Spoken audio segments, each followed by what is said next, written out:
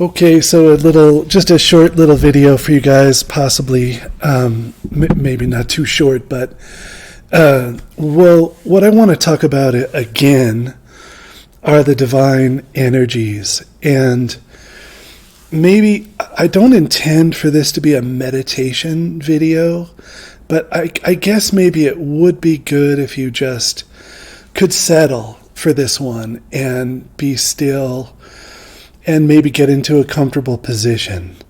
And again, I don't know how intense of a meditation video this will be, but it might be better just to a little bit get comfortable and get into a more of a meditative posture. And the reason for that is because, the whole entire spiritual path really essentially just comes down to getting in touch with the uncreated energies of God, with these energies that are shining off of God and that we are designed to participate in as beings. And that's the entirety of the spiritual path, is how to understand these energies, understand what our relationship with these energies is, and then how to participate in these energies as they transform our lives. And I think it really comes down to being just that simple. And any theology that we study is useful because it positions us emotionally and psychologically in such a way that we can receive these energies best. So if Jesus, if his first major initiation for a soul is poverty of spirit, that is so that a person can humble themselves and sit still without trying to force or help or create them or make them, so that one can absorb them in the most innocent way possible. And also, if were it not for poverty of spirit, a deep poverty of spirit, then it's impossible for the soul to ask for that help sincerely. If someone feels themselves to be quite self-sufficient and able to live life already on their own without that help, they're really not capable of very sincere prayer. And if Jesus, if one of the initiations, as it is with Jesus, one of the main initiations which we pull from the Beatitudes, is hungering and thirsting for God. Well, it's because at some point in the journey, the asking for God's presence must become quite intense. But that intensity has to be tempered. It has to not be egoic. And that's why Jesus puts poverty of spirit and mourning as the first two stages along a trajectory that leads to an intense craving for God.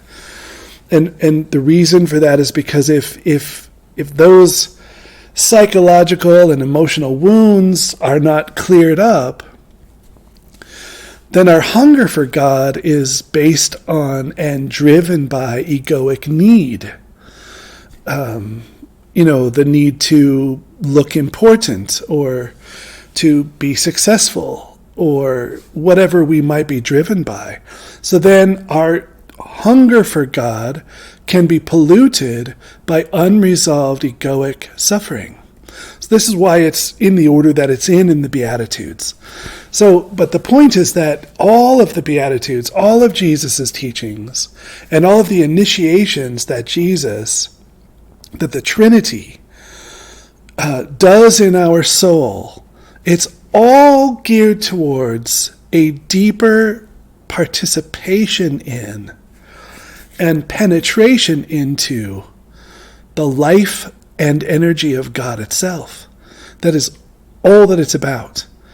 And it's not about anything else. That is what the entire Christian scheme is designed to do, which is to put you in direct relationship with God's power. Everything in the scriptures are geared towards that. If there is a prohibition against certain activities, it's because those activities will draw our attention, our intensity of intention and desire away from that good. And in our disordered state, worldly things can easily compete with our desire for God. And this is just another reason why the night generally comes before any kind of true lasting intensity in God's life. Because you just can't have sustained, pure motivation for God when you're operating on ancestral, egoic attitudes and approaches and wounds. So all of this has to get kind of brought up and worked out so that we can love God, so that we can put our attention on God and want God in a deep way. So it's a healing process that God puts us through, slowly and detaching us from the world, detaching us from looking for our security in the world, social structures, social, fitting in, being seen as important in some way, monetary, financial security, and then sexual desire. All of those sort of crowd out and occupy our will and our attention to the point where we don't have much time or attention or real desire for God's power.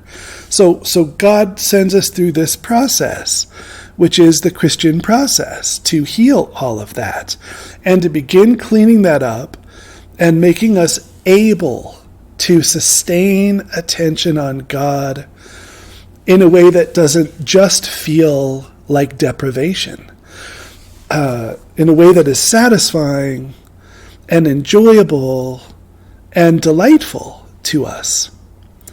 And it occurs to me to just say that other ascent, to mention peace, joy, love, but the greatest of these is love.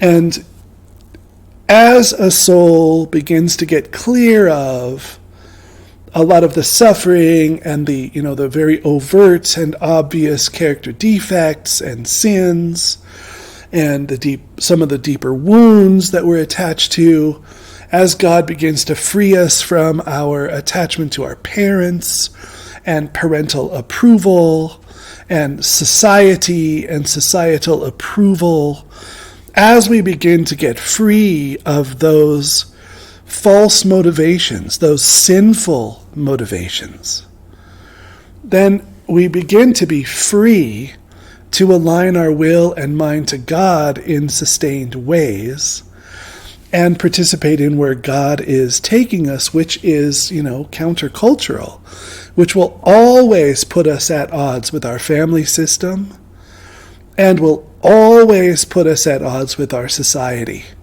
with our culture.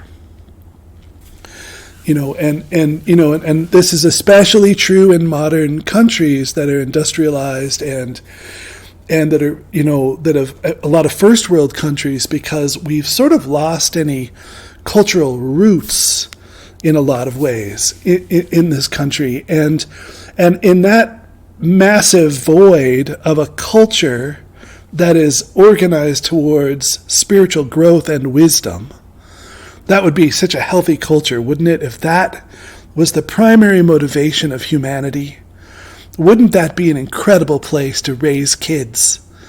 And wouldn't that be an incredible energy and consciousness to grow up in? That the most important thing was to grow in spiritual wisdom. And if that was supported by good theology, and wouldn't that be an incredible place to live? But we don't live in that place. We live in a place where we're inundated with messages, usually just from corporations, trying to create false culture to get you to buy that t-shirt or those shoes or that car or that home in that location. There's branding. Branding, they're trying to get you early and keep you loyal to a brand and have you wear that brand proudly out in the world and align to those kinds of people. And then we're measuring our success and failure and worth on utterly illusory structures that really ultimately have no meaning and no value at all. And that's the sort of void that, my generation wasn't fully inundated in this way, a little freedom from it, but it seems to me it's getting stronger. And this corporate sort of fake, falsely generated culture.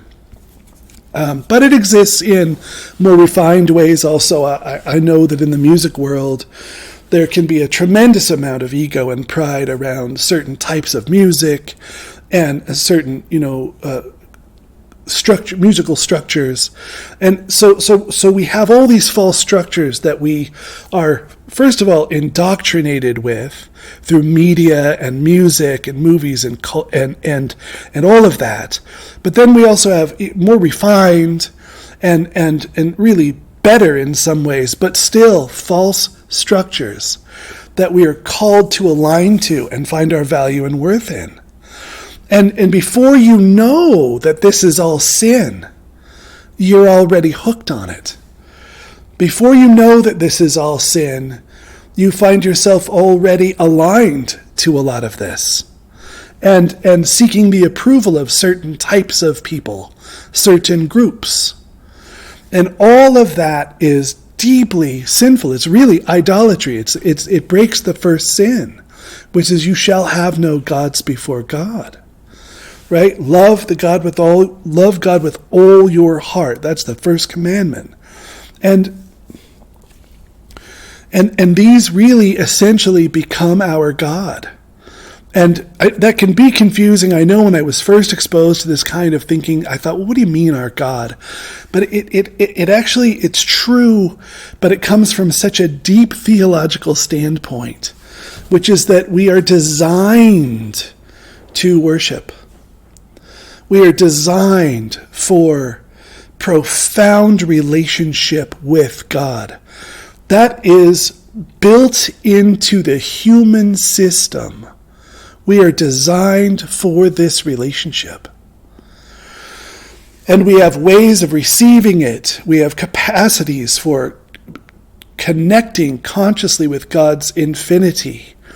And we have ways of downloading that into our system that's built into the structure of our soul and our body.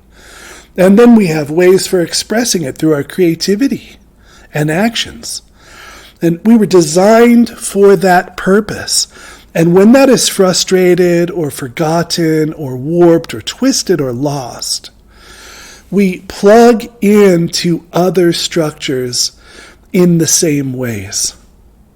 And those other structures become false gods. They're not much different than the idols in the Old Testament that the Jewish peoples would continue to return to. They have God leading them on in this real way, but a way that is sometimes difficult, sometimes obscure, and sometimes unsatisfying for periods of time. And so in all these moments, the Jewish people would go back to their idols. And we think now how could anyone be that backwards? I would never do that. But we do it with Nike. And we do it with the next Netflix series. Like, that's what we do it with. We do it with needing to drive a certain car. And we do it with needing to wear clothes that are a status symbol rather than aligning with the poor and just wearing basic clothing. We do it with wanting the approval of the educated, or wanting the approval of the fit, or wanting the approval of the wealthy, there's so many, wanting the approval of the hippie culture. That's what I did. wanting the approval of, insert what is driving you when you get up in the morning in subtle ways. And all of that, it attracts our will. What we want, what we don't want, becomes dictated by this falsely generated culture, and in the modern era, mostly generated by corporations for profit, for wealth, to produce.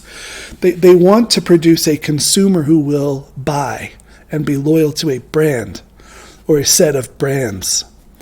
And it's all for profit. And so you got to think a culture generated for profit is profoundly empty and meaningless. And, and I'm not against anything, by the way. If you come in with a Nike shirt on, I don't care. It really has to do with what's going on inside your soul. But just sports also. Think of sports.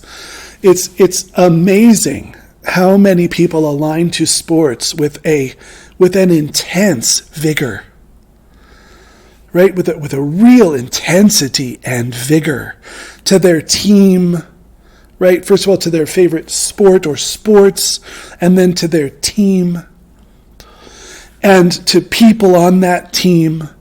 And, ultimately, all of that is completely irrelevant and meaningless. And yet, the full vigor of one's consciousness, interest, time, and attention can be completely wasted in that area. And that's the same lie. And imagine, like, if you think of just like a rock and roll concert, now there's a lot of music that transcends the ordinary. There's a lot of music that does really lead to the other, and from many different genres. So I'm not saying music is bad, and sports aren't really bad either. But you go to a rock and roll concert, and you can have a song being sung about sin, and you have everyone there with the fullness of their vigor, cheering, dancing, throbbing, with the fullness of their vigor, aligning to something that is just sin. And imagine if that 100,000 people were that on fire about becoming saints. Imagine if 100,000 people could be that worked up over coming to a place where they can cure cancer because they can work miracles. Imagine how different life would be if we weren't distracted by false motivations that ultimately are meaningless.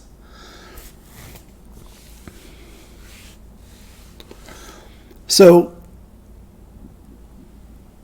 the solution is the spiritual path. But for this video, a piece of the solution, a little piece, is to cut some time out of your day, every day if possible, to consciously put aside everything, cell phone, internet, social media, all of that, and just actually pay attention to what is really happening in the world. And what I mean by that is, what is God shining down upon you? You're bathing in the divine presence. That really is true. I know that it can seem like it isn't true for some people in some stages. I understand that. And there's ways to navigate all of that. A good path can deal with all of that. And, an authentic mystical path can navigate all of those ins and outs. But the fact remains that God is shining uncreated energies down upon you. God is knowing you and communicating with you and loving you in very specific ways today. That's a fact. And just carving out some time to participate in those energies is an essential spiritual practice. I don't talk about it enough. I've been neglectful in this way a little. Partially just the maturity of the group, maybe some of it my own limitation. But it's so clear that it's 1/3 of the journey. You have rigorous self-examination, processing of wounds, analyzation of motivations, finding our sin and being willing to be different. You have meditation, which is just a burst of intense focus on God, right? To anchor us in that and get us established in God's presence, and to start creating some deep internal changes that slowly make us more capable of walking the divine life. And the only other practice there is being present to God's presence in the day. All spiritual practice falls into one of those 3 categories. So taking the time to listen for God's presence is essential. And I think sometimes carving out some time to just do that officially is helpful, because then you do notice almost everyone, there's certain stages where, they're not even whole stages, but there are certain stages where in a part of that stage someone would be unable to feel God's presence. That is true. But then you can wait on God in that emptiness, and even that is spiritual practice. But the vast majority of the stages, you can notice God's presence. And in some of them it is quite subtle. But what I learned from the subtle stages, and having known the intense ones already, there was always that tendency in me to wish for what it used to be. But what I learned in the subtle stages is that I was being required to learn subtlety. That it wasn't God withholding intensity just because I'm impure, although there's no doubt that's built into progressing towards union with God, that there's impurities. But it wasn't just God saying, well, you're not ready, Clinton, just here's all you can handle, this very subtle thing. There's more to it than that. There's also, Clinton, can you become subtle? This is God speaking, I myself am subtle. I'm so subtle, I'm invisible. Can you become more like me? So whether it's subtle or intense, whether the flavor is peace or joy or love or holy sorrow or humility or depth, participating in those energies is our relationship with God. It is our relationship with God. And the whole spiritual path is working towards deepening that relationship. Doesn't it make sense to take some time to spend in that relationship? And someone I know has been doing that, I think a half hour or an hour, I can't remember what she said. And she just said, okay, I'm going to start carving out time in the day for this. Not when I'm meditating, but just to be with God. And she said, and her husband said, what did God tell you? After she went and did it. And we laughed because that's a funny question for a contemplative to hear, because it's not about what God says, as if words are the primary mode of communication that the infinite God uses to deal with human beings. It's the least important form of communication. If God ever gives words, sometimes God does. If God gives an individual words, it's to more accurately teach that soul how to align to hear the real message. And the real message is God's presence knowing you. That's the message. Knowing you in these very specific, subtle ways. And in you being known by God in that way, in you receiving God's power in that way, you are being taught. But not information. You're being taught to be like God bees. To dwell the way that God dwells. To abide in God's presence. And it is genuinely delightful if you can carve out some time to really forget about the world and those other motivations and desires and interests, and actually plug in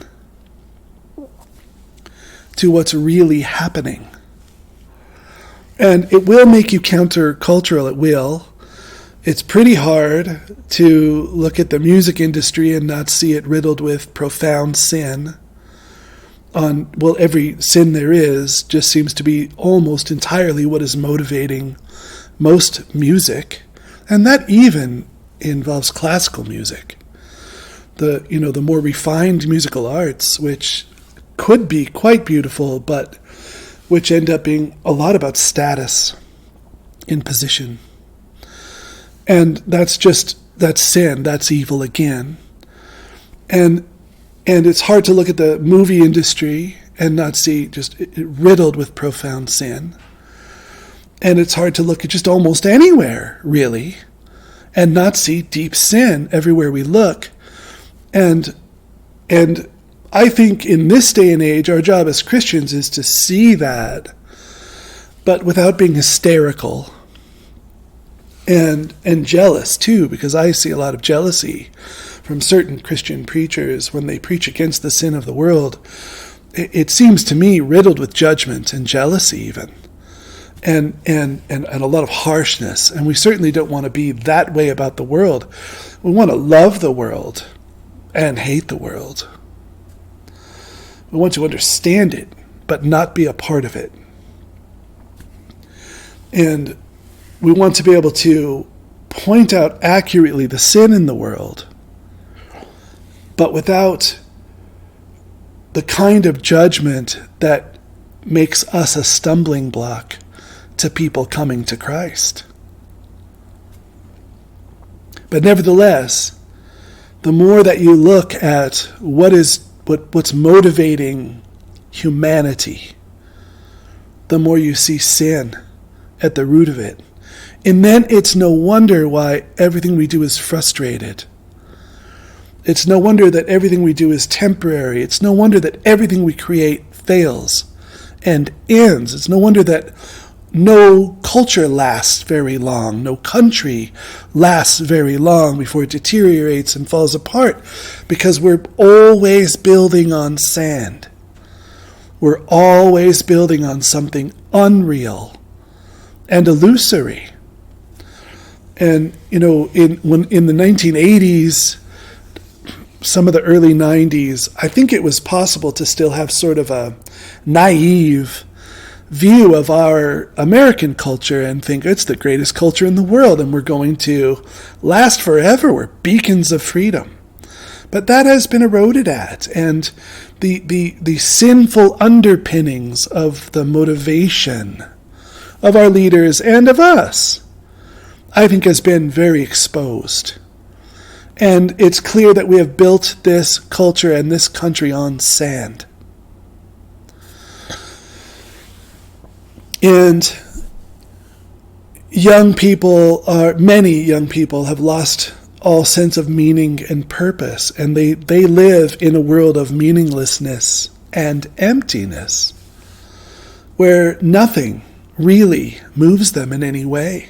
And there's too many people falling into that kind of consciousness of nihilism, and adults too. Meanwhile, everyone I know on the contemplative path can say that every year their life becomes more meaningful, that their relationships become more beautiful, more nourishing, healthier, and better, and have some sense of wanting to help kind of participate in the salvation of Christ and maybe absorb some of that sin and undo it in our soul. And we would leave this place better than when it came. And so people that are on a deep spiritual path find meaning and purpose. And it's not just because they believe, I believe there's God now, so everything's okay. It's a participation in the life of God, which isn't a belief, and it isn't just thinking.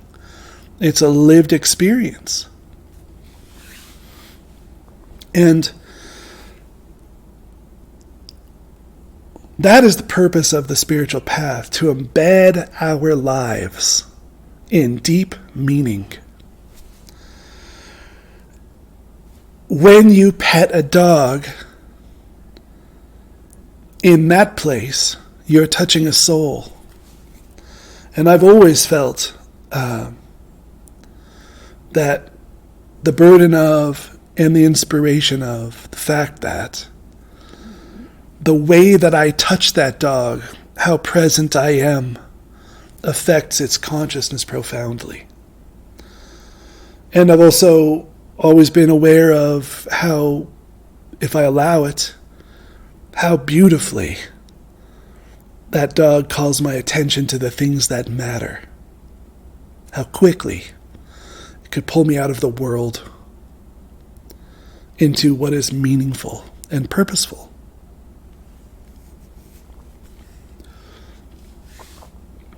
And of course that's true with everything.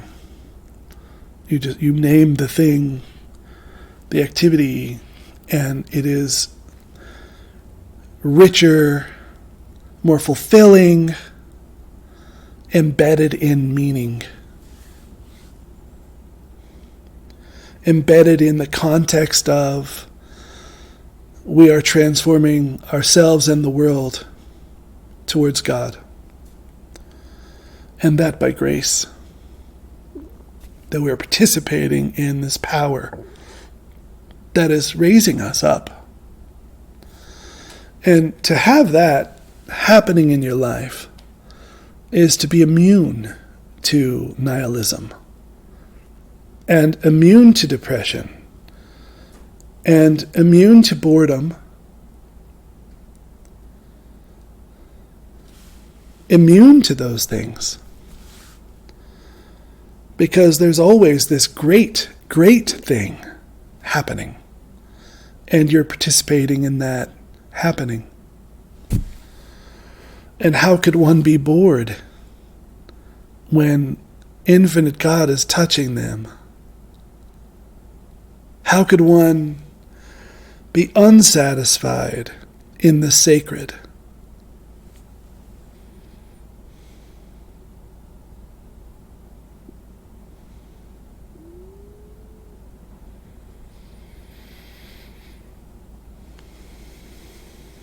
So, practicing the presence of God, abiding in Christ, abiding in His Word, that is a spiritual practice.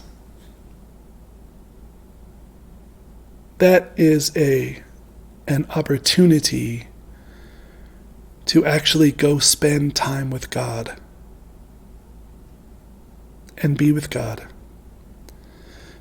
And if you've been wrapped up in the world, before you go to take that time, there can be a bit of a lag before you're able to participate in God in a way that's meaningful, because you're still sort of like residually hooked up to the world.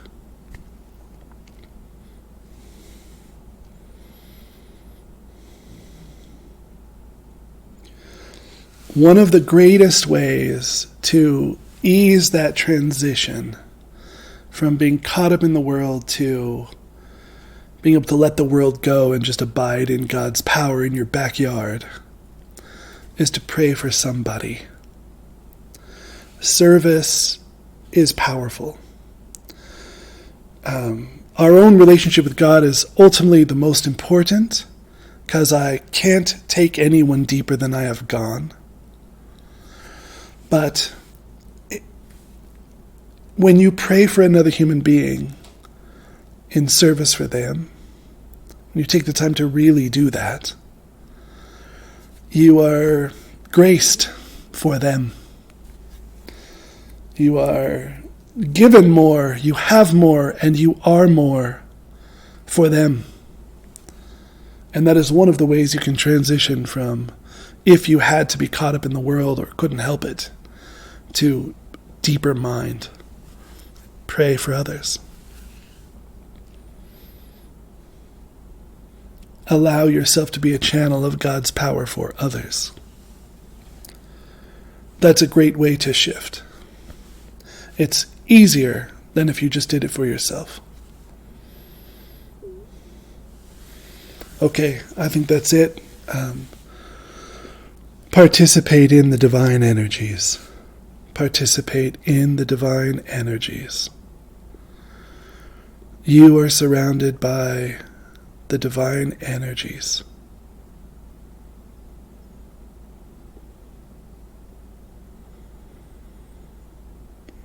God is living inside of your body now, and you are inside of God now.